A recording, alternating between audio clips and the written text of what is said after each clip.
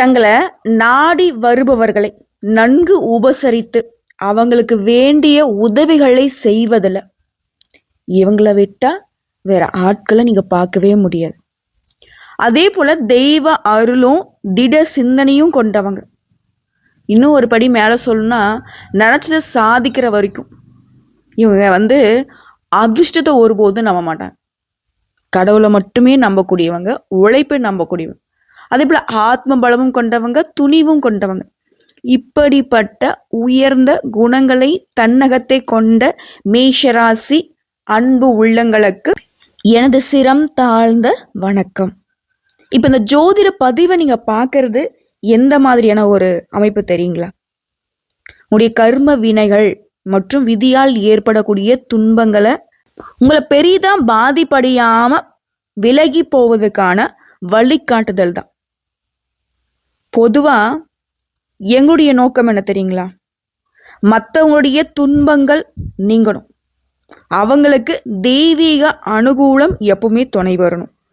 அதுதான் எங்களுக்கே மிகப்பெரிய பாக்கியம். ஒரு ஜோதிடர் அப்படின்னா தன்னை நாடி வந்தவங்களுடைய துன்பங்கள் விலக வழிகாட்டணும். அப்போதான் தெய்வங்கள் எங்களுக்கு துணை வருவாங்க. ஸோ நாங்கள் சொல்லக்கூடிய வாக்கும் பழிக்கும். ஓகேங்களா? ஒரு சிலர் பணத்தை மட்டுமே நோக்கம் வச்சுக்கிட்டு பெருசா எந்த ஒரு வழிகாட்டுதலும் செய்யாமலே சில பேருடைய மனசுல ஜோதிடம் அப்படின்னாவே தவறானது, அவங்க காசுக்காக தான் பண்றாங்க அப்படின்ற மாதிரி தப்பான ஒரு நோக்கத்தை வச்சுட்டாங்க. ஆனா ஒரு விஷயம் மட்டும் சொல்லிக்கிறாங்க, எங்களை போன்ற உண்மையான ஜோதிடரும் இருக்கதான் செய்யறாங்க. புரியுதுங்களா? அதாவது எங்களுடைய வழிகாட்டுதலே எப்படி தெரியுமா? எங்களுடைய குருக்களே என்ன சொல்லியிருக்காங்க அப்படின்னா, பணம்ங்கிற விஷயத்த விட்டுட்டு தொழிலை நீங்க சிறப்பா செய்யுங்க, உங்களுக்கான வருமானத்துக்கு அந்த தெய்வம் வழிகாட்டும்னு சொல்லியிருக்காங்க. புரியுதுங்களா? வாழ்வாதாரத்துக்கும் இந்த ஜோதிட கலையை நீங்க வளர்க்குவதற்குமான என்ன உங்களுக்கு தேவையோ அதை கடவுள் கொடுப்பாங்கன்னு சொல்லியிருக்காங்க. ஸோ கடவுளை நம்பிதான் நாங்கள் ஒவ்வொரு நாளும் ஒவ்வொரு விஷயத்தையும் செஞ்சுக்கிட்டு இருக்கோம். ஸோ இந்த பதிவு கூட நீங்க சாதாரண நினைச்சிடாதீங்க. ஒவ்வொரு நாளும் நாங்கள் போடக்கூடிய பதிவுகள் நிறைய ஆராய்ச்சிக்கு உட்பட்டு தான் போடப்படுது.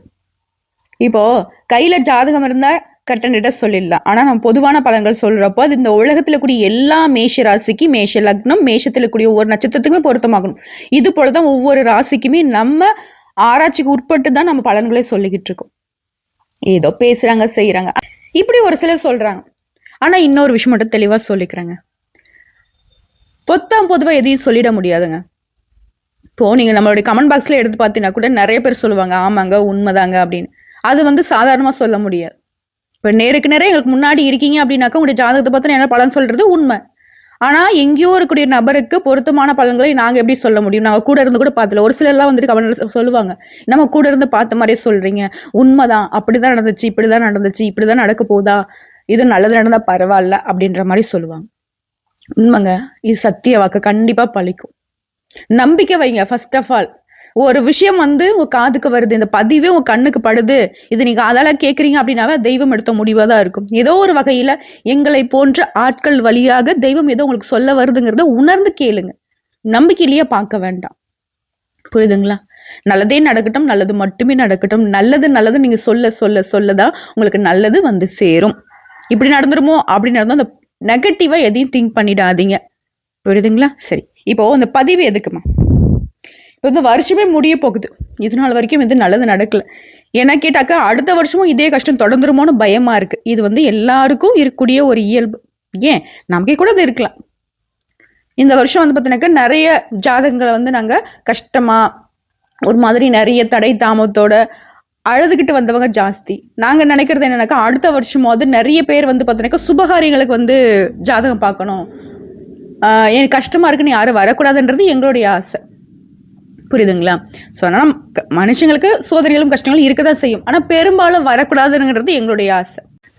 எல்லாருமே சந்தோஷமா இருக்கணும். என்கிட்ட ஜாதகம் வருது அப்படின்னாவே கொடுத்துட்டு சுபகாரியத்துக்கு பொருத்தம் பார்த்து கொடுங்க, ஒரு வீடு கட்டியிருக்கேன், ஒரு சொத்து வாங்கியிருக்கேன், இப்படி கேட்கணும்னு தான் எங்களுக்கு ஆசை. ஒரு சிலர் பார்த்தீங்கன்னாக்கா ஜாதகத்தை கொடுத்துட்டு அழுக ஆரம்பிச்சிருவாங்க.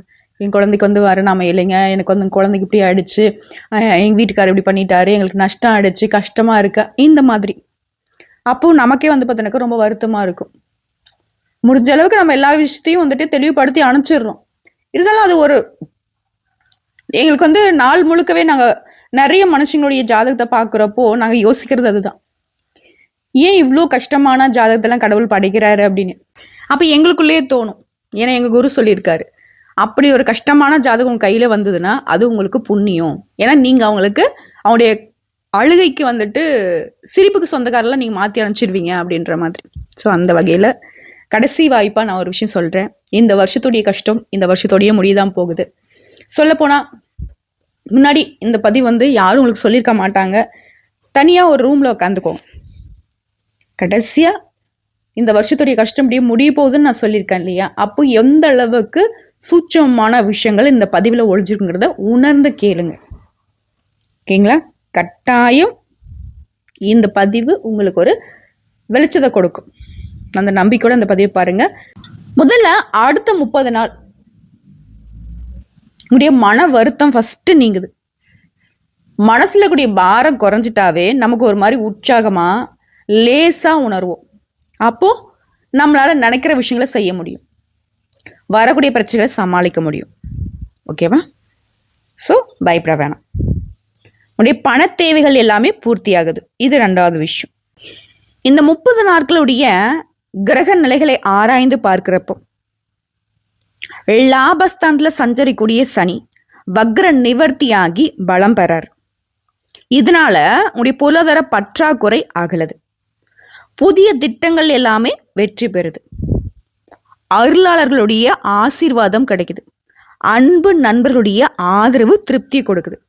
அதே போல உங்களுடைய ராசிநாதன் செவ்வாய் பூர்வ புண்ணிய ஸ்தானத்தோட இணைந்து விருச்சிக ராசியில தன்னுடைய சொந்த வீட்டுல சஞ்சரிக்கிறதுனால நீ எடுக்கக்கூடிய முயற்சிகள் அனைத்திலுமே வெற்றி கிடைக்கும்.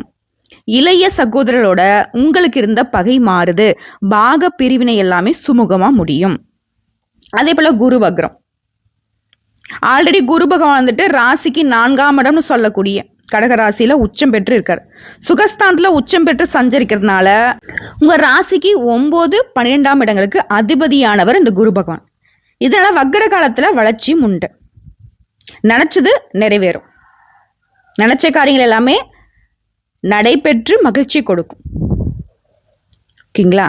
இருந்தாலும் இந்த காலகட்டத்தில் குரு வழிபாடு ரொம்ப ரொம்ப அவசியம் மேஷத்திற்கு. அதே போல விருச்சிக ராசிக்கு சுக்கிரன் வந்திருக்கிறார். அவர் உங்களுக்கு யோகத்தை வழங்க போறார். ஏன்னா உங்களுக்கு அதிபதி அவர் தான், விருச்சிகத்துக்கும் அவர் தான் அதிபதி. ஸோ இவருக்கு 2 வீடு இல்லையா? ஏன்னா அந்த வீட்டில் இருந்தாலும் இந்த வீட்டுடைய வளர்ச்சியுமே அவருக்கு ரொம்ப முக்கியம். ஓகேவா? இதோட சூரியன் செவ்வாயோட இணைகிறார். இது எப்படின்னா சுக்கிர மங்கள யோகத்தை உருவாக்குது. இதனால கல்யாண கனவுகள் நனவாகும். திருமணம் ஆகாத மேஷராசி ஆண்கள் பெண்கள் இல்லை திருமணமாகி மறுமணத்துக்கு நான் வரன் பார்த்துட்டு இருக்கேன், அவங்க தவறிட்டாங்க, இல்லை வந்து டிவோர்ஸ் ஆயிடுச்சு, இப்படி சொல்றவங்களுக்கு கூட உடைய கனவுகள் நனவாகும். மனசுக்கு பிடிச்சமான வாழ்க்கை துணை அமைவது சாத்தியம். அதே போல வீட்டிற்கு தேவையான விலை உயர்ந்த பொருட்களை வாங்கி சந்தோஷப்படுவீங்க. ஆடை ஆபரண சேர்க்கை இருக்கு. உடன்பிறப்புகள் மூலம் ஒரு நல்ல தகவல் கிடைக்கும். அரசு வழியில வேலைக்காக விண்ணப்பிச்சவங்களுக்கு, அரசாங்க வேலைக்கு படிச்சுட்டு இருக்கீங்க, எக்ஸாம் எழுதிருக்கீங்க அப்படின்னா கூட இப்போ வெற்றி உண்டு. நேர்முக தேர்வுகளில் வெற்றி கிடைத்து பெரிய வேலை கிடைக்கும். வேலை கிடைச்சி மகிழ்ச்சி அதிகமாகும். இதனால் வரைக்கும் நீங்கள் பட்ட கஷ்டங்களுக்கு பலன் கை மேல். அதே போல் செவ்வாய் தனுசு ராசிக்கு போயிருக்கார். ஒரு ராசிநாதனும் அஷ்டமாதிபதியுமாக விளங்கக்கூடிய செவ்வாய் இப்போ வந்து 9ஆம் இடத்துக்கு வர்றப்போ பாக்கியஸ்தானம் பலம் பெறுது. இதனால கேட்ட இடத்துல கேட்ட உதவிகள் கிடைக்கும். நினைச்சது நடக்கும். இது வரைக்கும் சேமிச்ச பணத்தை இப்போ அசையாத சொத்துக்களை மாற்ற முயற்சிப்பீங்க. பத்திரப்பதிவில் இருக்கக்கூடிய தடைகள் விலகுது. மூடி கிடந்த தொழிலுக்கு திறப்பு விழா நடத்துவீங்க. முன்னேற்ற பாதையில அடியெடுத்து வைக்க உடைய உடன்பிறப்புகள் உதவி செய்வாங்க. அதே போல புதன் விருச்சிக ராசிக்கு புதன் வரார். உங்க ராசிக்கு 3, 6 இந்த இடங்களுக்கு அதிபதியான இவரு அஷ்டமத்துல சஞ்சரிக்கிறதுனால இந்த நேரம் ஒரு அற்புதமான நேரம். கெட்டவன் கெட்டில் கிட்டிடும் ராஜயோகம்னு சொல்லுவோம். இது வந்து எப்படின்னா ஒரு கெட்டவன் ஜோதிடத்தை பொறுத்த வரைக்கும் 6, 8, 12ங்க. இது வந்து பார்த்தீங்கன்னாக்கா அசுபஸ்தானங்கள்லேயே நாங்கள் சொல்லுவோம். ஸோ இந்த புதன் பகவான் என்ன பண்றாரு? அஷ்டமஸ்தானம், அதாவது 8ஆம் இடத்துக்கு போறார். புதனை பொறுத்த வரைக்கும் விருச்சிகத்துக்கு அவ்வளவா நல்லது பண்ண மாட்டார். கெட்டவன் கெட்டில போறார். இப்போ உனக்கு கெடுக்கணும்னு ஒருத்தன் வரான், இன்னொரு கெட்டவன் கூட சண்டை போட்டு செத்து போறேன்னா வச்சுக்கோங்க. அப்போ உனக்கு எடுக்க ஆள் இல்லை, நீங்க நல்லா இருப்பீங்கல்ல? இதுதான். ஸோ படிப்படியாக தடைப்பட்ட ராஜ காரியங்கள் எல்லாமே இப்போ தன்னால நடக்கும். உடைய அடிப்படை வசதிகள் பெருகும். ஆனந்த வாழ்க்கை மலரும். முதல் விஷயம் தெரிஞ்சுக்கோங்க, மகிழ்ச்சிக்கும் ஆனந்துக்கும் என்ன வித்தியாசம்? மகிழ்ச்சிங்கிறது தற்காலிகமானது, ஆனந்தம்ங்கிறது நிரந்தரமானது. அதான் கடவுள்கிட்ட நீங்க வேணுனாலும் எனக்கு வந்து சந்தோஷத்தை கொடுன்னு கேட்காதீங்க, ஆனந்தத்தை கொடுங்கன்னு வேணுங்க. புரியுதுங்களா? அதேபோல குழந்தைகளுடைய எதிர்கால நலன் கருதி எடுக்கக்கூடிய முயற்சிகள் எல்லாமே வெற்றி கிடைக்கும். பொது வாழ்க்கையில் இருக்கிறவங்களுக்கு எதிர்பார்த்த மாற்றம் வரும். வியாபாரம் தொழில் செய்யறவங்களுக்கு விடிவு காலம் உண்டு. உத்தியோகத்தில் இருக்கிறவங்களுக்கு பதவி உயர்வு உண்டு. கலைஞர்களுக்கு நினைச்சது நடக்கும். படிக்கூடிய மாணவ மாணவிகளுக்கு படிப்புல கவனம் தேவை. பெண்களுக்கு கடன் என்ற 3 எழுத்து தீருது. கல்யாண கனவுகள் நனவாகுது. இதுல தொழில் வியாபாரத்துல இருந்த நெருக்கடியான சூழலை சமாளிச்சு முன்னேறுவீங்க. உத்தியோகத்துல இருக்கிறவங்களுக்கு அலுவலக பணிகள்ல முன்னேற்றம் உண்டுங்க. ஆனா பணிகள்ல மட்டும் அலட்சியம் காட்டாதீங்க. குடும்பத்துல சுமூகமான நிலை இருக்கு. கணவன் மனைவி ஒருத்தருக்கு ஒருத்தர் விட்டு கொடுத்து செல்வீங்க. குடும்ப ஒற்றுமை பலப்படுது. பிள்ளைங்களை அவனுடைய போக்குல விட்டு பிடிங்க. பெண்களுக்கு மற்றவர்களால ஏற்படக்கூடிய தொல்லைகள் மறையுது. சொல்ல போனா எங்கும் வெற்றி எதிலும் வெற்றினே சொல்லலாம். எதிரிகள்லாம் பணிஞ்சு போவாங்க. உனக்கு யாராவது கெடுதல் பண்ணா கூட அது உனக்கு நன்மையா மாறும். அவனே வந்துட்டு ஆச்சரியப்படுவான். உடல் ஆரோக்கியத்துல மட்டும் கவனம் தேவை. அரசாங்க காரியங்கள் இருந்த தடைகள் விலகுது. கோர்ட்டு கேஸ் வழக்கல்ல இருந்த அந்த பய உணர்வு இப்போ மறையுது. கோர்ட்டு கேஸ் வழக்கில் ஒரு சாதகமா முடியும். எதிர்பாராத பணவரவுக்கு வாய்ப்பு இருக்கு. உடன்பிறப்புகளால சின்ன சின்ன கருத்து வேறுபாடு இருந்துச்சு இல்லையா, அதெல்லாம் சரியாயிடும். இப்ப உங்க 2 பேருக்குள்ள இப்ப வந்து அண்ணன் தம்பி இல்ல அக்கா தங்கச்சி சண்டை போட்டுருப்பீங்க. மத்தவங்க வந்து யோசிச்சிருப்பாங்க, என்ன இப்படி அடிச்சுக்குதுங்க. திடீர்னு பார்த்தாக்க ஒத்துமை ஆயிடுவீங்க. அவங்களே யோசிப்பாங்க, இதுங்களுக்கு வேற வேலையே இல்லப்பா, இதனால்தான் வந்துட்டு இந்த ஒன்னா பிறந்தவங்க கிட்டலாம் போய் நம்ம பஞ்சாயத்து பண்ணக்கூடாதுன்னு கூட யோசிப்பாங்க. அந்த அளவுக்கு ஒத்துமையா இருப்பீங்க. எடுத்த காரியங்கள் அனுகூலமா முடியும். குடும்பத்துல மகிழ்ச்சி நிலைக்கும். திருமண முயற்சிகள் கைகூடும். சிலருக்கு குழந்தை பாக்கியம் கிடைக்கும். உறவுக்காரர்களாலையும் நண்பர்களாலையும் ஆதாயம் கிடைக்கும். அவங்க கிட்ட நீங்க எதிர்பார்த்த உதவிகளும் கிடைக்கும். திடீர் அதிர்ஷ்ட வாய்ப்புகள் ஏற்படக்கூடும். வண்டி வாகனத்தை இயக்கும் போது மட்டும் எச்சரிக்கை அவசியங்க. உத்தியோகத்தை பொறுத்த வரைக்கும் வேலை சும்மா கொஞ்சம் அதிகமாகுங்க. ஆனா சக ஊழியர்கள் மிக சிறப்பா ஒத்துழைப்பு கொடுப்பாங்க. அதிகாரிகளுடைய பாராட்டுகளை பெறுவீங்க. சிலருக்கு தடைப்பட்ட பதவி உயர்வு, ஊதிய உயர்வு எல்லாமே இப்ப கிடைக்கிறதுக்கு வாய்ப்பு பிரகாசமா இருக்குங்க. இதுல தொழில் வியாபாரம் எல்லாம் சிறப்பா நடக்குங்க. பண வரவுலாம் நீங்க எதிர்பார்த்த விட கூடுதலா கிடைக்கும். அரசாங்க வகையில எல்லாத்துலயுமே சக்சஸ் தான். குடும்பத்தை நிர்வாகம் செய்யக்கூடிய பெண்களுக்கு குடும்ப சூழல் மகிழ்ச்சியை கொடுக்கும். அலுவலகத்துக்கு போறக்கூடிய பெண்களுக்கு அலுவலக சூழ்நிலை உற்சாகத்தை கொடுக்கும். நீங்க எதிர்பார்த்த சலுகைகளுமே கிடைக்கும். ஸோ இப்போ வரைக்கும் பார்த்தது இந்த மேஷ ராசியுடைய கடைசி வாய்ப்பாக இருக்கக்கூடிய இனி வரக்கூடிய நாட்கள்ல எந்தெந்த விஷயங்கள் சாதகமா நடக்குங்கிறத பார்த்தாச்சு. இப்போ இது பொது பலன்களா? இப்போ மேஷ ராசி இருக்கிற ஒவ்வொரு நட்சத்திரத்துக்கும் எந்த மாதிரியான பலன்கள் கிடைக்கும்? முதல்ல அஸ்வினி நட்சத்திரம். இவங்க பொதுவாக சொல்லிடுறாங்க, தெய்வ அருளும் திடசிந்தனையும் கொண்டவங்க. உங்களுக்கு இனி வரக்கூடிய நாட்கள் அதிர்ஷ்டமான நாட்கள் தான். ஞான மோட்சக்காரகன் கேது பூர்வ புண்ணியஸ்தானத்துல சஞ்சரிச்சு உங்களை வந்து நெருக்கடிகளுக்கு ஆளாக்கினாலும், உறவுகளுக்குள்ள பிரச்சனை அதிகரிச்சாலும், லாபஸ்தானத்துல சஞ்சரிக்கூடிய ராகுவும் சனியும் வருமானத்தை அதிகப்படுத்துறாங்க. முளைங்கிடந்த தொழிலும் இனி முன்னேற்றம் அடையும். வியாபாரத்துல எதிர்பார்த்த ஆதாயம் கிடைக்கும். புதுசா சொத்து வாங்குவீங்க, வண்டி வாகனம் வாங்கி இது சம்பந்தப்பட்ட கனவுகள் நனவாகுது. நீண்ட நாளா உங்களை வாட்டி வதச்ச சங்கடங்கள் மறையுது. உங்களுடைய செல்வாக்கு உயருது. அதே போல சரியான வேலை இல்ல நான் வேலையிலே இல்லை, நான் வந்து வேலை தான் தேடிட்டு இருக்கேன், ரொம்ப நாளா வேலை தேடுறேன், வேலை கிடைக்கல அப்படின்னா கூட வேலைக்காக முயற்சி செய்தால் வெற்றி ஆகும். வெளிநாட்டு தொடர்புகள் சாதகத்தை ஏற்படுத்தும். உடைய சப்தமாதிபதி சப்தமஸ்தானத்திலே சஞ்சரிக்கிறதுனால மேஷராசி ஆண்களாக இருந்தீங்கன்னாக்க பெண்கள் கிட்டையும், மேஷராசி பெண்களாக இருந்தீங்கன்னாக்க மேஷராசி ஆண்கள் கிட்டையும் கவனமா இருக்கணும். அதே போல உங்களுடைய வேலையில நீங்க ரொம்ப கவனமா இருக்கணும். இந்த நேரத்துல கவனங்கிறது ரொம்ப ரொம்ப அவசியங்க. உங்களுடைய தொழில்ல எந்த அளவுக்கு அக்கறை காட்டுறீங்களோ அந்த அளவுக்கு ஆதாயத்தை அடைய முடியும். ஞானக்காரகன் குரு வக்ரம் அடைந்திருக்கிறதுனால புதிய வேலைகளை கையில் எடுக்கிறப்போ இந்த வேலையை நம்ம எடுத்தோம்னா கண்டிப்பா முடிக்க முடியுமா, இதுக்கு வந்து நம்ம நல்ல பலனை கொடுக்குமாங்கிறத யோசிச்சு மேற்கொள்வது நல்லது. விவசாயிகளை பொறுத்த வரைக்கும் விளைச்சல்ல கவனமா இருக்கணும். அரசாங்க வேலையில் இருக்கிறவங்களுக்கு அதிகாரியுடைய ஆலோசனை ஏற்று நடக்கிறது நல்லதுங்க. ஸோ உங்களை பொறுத்த வரைக்கும் பரிகாரம்னு கேட்டீங்கன்னாக்க அனுதினமும் கணபதியை வழிபாடு செய்ய குறைகள் நீங்கும், நன்மைகள் நடக்கும். அடுத்து பரணி நட்சத்திரம். நினைச்சதை சாதிக்கூடிய அதிர்ஷ்டம் கொண்ட உங்களுக்கு இனி வரக்கூடிய நாட்கள் மகிழ்ச்சியான நாட்கள். சப்தமஸ்தானத்துல சஞ்சரிக்கூடிய சுக்கிரன் நட்பு வழிய ஆதாயத்தையும் சந்தோஷத்தையும் கொடுக்கிறாரு. குடும்பத்தில் இருந்த பிரச்சனைகள் விலகுது. கணவன் மனைவிக்கிடையே ஒற்றுமை அதிகமாகுது. சிலருக்கு அந்நியரால சில பிரச்சனைகள் ஏற்பட்டு விலகும். ஆத்மகாரகன் சூரியன் அஷ்டமஸ்தானத்துல சஞ்சரிக்கிறதுனால அரசு வழி முயற்சிகளை நிதானமும் கவனமும் தேவை. அரசியல்வாதிகளை பொறுத்திருக்கும் தலைமை கட்டுப்பட்டு செயல்படுறது ரொம்ப அவசியம். எந்த ஒரு வேலையா இருந்தாலும் சரி சட்டத்துக்கு உட்பட்டு செயல்படுங்க. உங்களுக்கு அது நன்மையை ஏற்படுத்தும். அதே போல் ராசிநாதன் செவ்வாயும் அஷ்டமஸ்தானத்தில் சஞ்சரிக்கிறதுனால மனசில் இனம் புரியாத குழப்பமும் பயமும் வந்து போகும். வேலையிலிருந்து தடையும் தாமதம் நெருக்கடியும் மறையும். சிலருக்கு உடல் பாதிப்பு ஏற்படுறதுக்கு வாய்ப்பு இருக்கிறதுனால கொஞ்சம் ஆரோக்கியத்தில் கவனம் தேவை. பட் இருந்தாலும் எதையும் சமாளித்து லாபத்தை அடைஞ்சிருவீங்க. ஏன்னா சனியும் ராகும் வந்து உங்களுக்கு லாபத்தை கொடுக்கக்கூடிய நிலையில தான் உட்கார்ந்துருக்காங்க. தேவைக்கேற்ற பணம் வந்துகிட்டே இருக்கும். அதிர்ஷ்டம் வாய்ப்பு தேடி வரும். பழைய கடன்களை அடைச்சிட்டு நிம்மதி அடைவீங்க. அதே போல் உங்களுக்கான பரிகாரம் பார்த்தீங்கன்னா கோமதி அம்மனை அனுதினமும் வழிபாடு செய்ய சங்கடங்கள் விலகும், நினைச்சது நடக்கும். அடுத்த கார்த்திகை 1ஆம் பாதம். ஆத்ம பலமும் துணிவும் கொண்ட உங்களுக்கு இனி வரக்கூடிய நாட்கள் நிதானமாக செயல்படுங்க, அதிர்ஷ்டம் உண்டு. அஷ்டமஸ்தானத்தில் சஞ்சரிக்கூடிய சூரியன் நெருக்கடிகளை ஏற்படுத்தினாலும் மனக்குழப்பத்தை ஏற்படுத்தினாலும் வேலை தடையை ஏற்படுத்தினாலும் அரசாங்க வேலைகளில் கொஞ்சம் இழுபறியை கொடுத்தாலும் மேல் அதிகாரிகளால் உங்களுக்கு கொஞ்சம் அதிருப்தி ஏற்படுத்தினாலும் இந்த ராகு உங்களுக்கு வந்து பாதுகாப்பாக நிற்கிறார். அதாவது ஒரு கிரகம் உங்களுக்கு தொல்லை கொடுத்தா ஒரு 2-3 கிரகங்கள் வந்துட்டு உங்களுக்கு பாதுகாப்பு கொடுக்குறாங்க, தேவைகளை பூர்த்தி பண்ணி வைக்கிறாங்க. அதே போல அஷ்டமஸ்தானத்தில் சஞ்சரிக்கூடிய புதன் உங்களுடைய தேவைகளை நிறைவேற்றுறார். நம்மளே சொன்னேன் இல்லையா, கெட்டவன் கெட்டில் கெட்டிடும் ராஜயோகம். மறைந்த புதன் நிறைந்த செல்வங்களை கொடுக்கிறார்.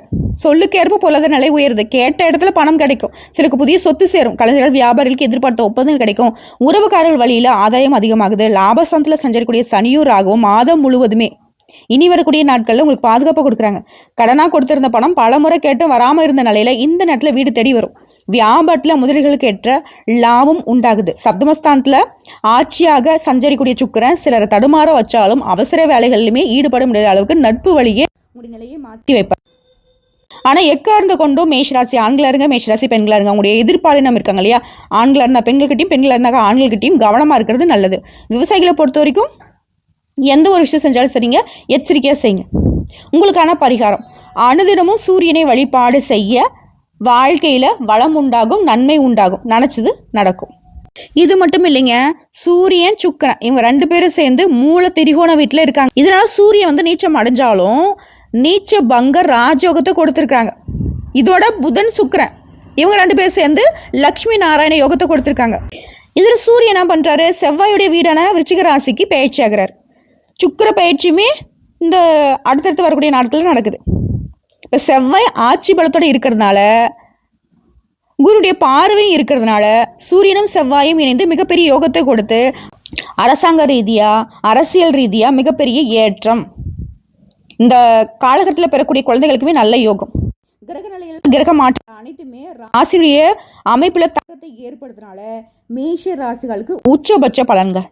உங்களுடைய அதிபதி என்ன பண்றாரு, குரு சொந்த ராசியில ஆட்சி பலத்தோட குரு பார்வையில இருக்கிறாரு. இதனால விறுவிறுப்பாகவும் விவேகமாகவும் செயல்பட போறீங்க. உத்தியோகத்துல உச்ச பலத்துல இருக்கிறதுனால நல்ல பலன்கள் கிடைக்கும். மனசு துவண்ட கிடந்த நிலையில இப்ப உற்சாகமா தன்னம்பிக்கை தைரியத்தோட செயல்பட போறீங்க.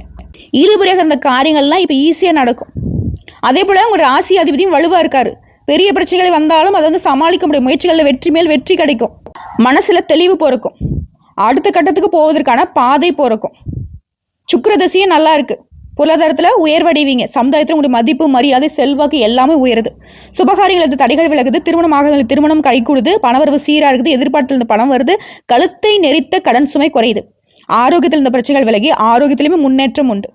உத்தியோகம் மற்றும் தொழில நல்ல ஏற்றம் உண்டு. உத்தியோகத்தில் பணி சுமை அதிகமாக இருந்தாலும் முயற்சிக்கு உண்டான பலன் கை மேல் உண்டு. குடும்பத்தில் மகிழ்ச்சியான சூழல் உருவாகுது. அரசியல் புள்ளிகள் லாட்ரி சந்தை சார்ந்த விஷயங்கள்ல ஜாக்பட் அடிக்கிறதுக்கான வாய்ப்பு இருக்கு. அரசாங்க உத்தியோகத்தில் இருக்கிறவங்களை எதிர்பார்த்த பணியிட மாற்றம் பதவி உயர்வு கிடைக்கும். எதை பத்தியும் கவலைப்படாதீங்க. இனி வரக்கூடிய நாட்கள் மேஷத்திற்கு சிறப்பான நாட்கள் தான். இதோட நீங்க செய்ய வேண்டியது ஒன்னே ஒண்ணுதாங்க. உங்க வீட்டுக்கு பக்கத்துல இருக்கக்கூடிய ராகவேந்திர கோயிலுக்கு போயிட்டு அடிக்கடி வழிபாடு பண்ணிட்டு வாங்க. நன்மைகள் தொடர்ந்து கிடைக்கும். இதோட நீங்க செய்ய வேண்டிய வழிபாடு முருகப்பெருமான் மகாலட்சுமியான வழிபாடு பண்ணுங்க. தினம் வந்து கந்தசஷ்டி கவசத்தை பாராயணம் செய்யறது நல்லது. சனிக்கிழமையில சனி பகவானுக்கு அர்ச்சனை செய்யறதும் சனி பகவானுக்கு எள்ளெண்ணெய் தீபம் ஏற்றி வழிபாடு செய்யறதும் சிறப்பு. அதே போல முதியவர்கள் அப்புறம் வசதி வாய்ப்பு இல்லாத குழந்தைகள் இவங்களுக்குலாம் வந்து உதவி பண்ணுங்க. சனி பகவான் சந்தோஷப்படுவாரு. வெள்ளிக்கிழமையில மகாலட்சுமிக்கு நெய் தீபம் ஏற்றது சிறந்த பலன்களை கொடுக்கும். இதோட வெள்ளிக்கிழமையில ஆதிபராசக்தி அன்னையை வணங்குவதால நன்மைகள் உண்டுங்க. இதோட சனிக்கிழமையில விநாயகர் பெருமானுக்கு தேங்காய் எண்ணெயால தீபம் ஏற்றி வழிபாடு செய்ய காரிய தடைகள் வெற்றி உண்டாகும். குடும்பத்தில் இருக்கக்கூடிய கவலைகள் தீரும். ஆனா இவ்வளவுதாங்க, ரொம்பலாம் வருத்தப்படாதீங்க. அப்படி ஒன்றும் இந்த வருஷத்துடைய இவ்வளோ நாள் பட்ட கஷ்டங்கள் மாதிரியே இந்த வருஷமும் முடிஞ்சு போய் அடுத்த வருஷத்துக்கும் உங்களுடைய கஷ்டங்களை நீங்கள் தூக்கிட்டு போவீங்கன்னு நினச்சிடாதீங்க. எல்லாமே முடிஞ்சிருச்சு. இனி வரக்கூடிய ஒவ்வொரு நாளுமே மேஷத்திற்கு ஆனந்தத்தை கொடுக்க போகுது. ஆனந்தம்னா என்ன? நிலையானது. மகிழ்ச்சிங்கிறது தற்காலிகமானது. புரியுதுங்களா? கடவுள்கிட்ட கூட இப்படியே வேண்டுங்க, நல்லதே நடக்கும், நல்லது மட்டுமே நடக்கும். எதுக்குங்க வருத்தப்படுறீங்க? நீங்க ரொம்ப நல்லவங்க, தெய்வத்தை நம்புறீங்கல்ல, இனி உங்களையும் சேர்த்து நம்புங்க, மற்ற யாரையும் நம்ப வேணாம். புரியுதுங்களா? தெய்வத்துடைய துணையும் உங்களுடைய துணையும் உங்களுக்கு மிகப்பெரிய பலம். உங்களுடைய பலத்தை புரிஞ்சுக்கிட்டு இனி வேலையை தொடங்குங்க. வெற்றி நிச்சயம். வாழ்க வளமுடன். வெற்றிவேல் முருகனுக்கு அரோஹரா. அப்ப முருகப்பெருமானுக்கு ஒரு கோஷத்தை போட்டு ஒவ்வொரு நிமிஷத்தையும் வெற்றியோட கொண்டாடுங்க. வாழ்க வளமுடன்.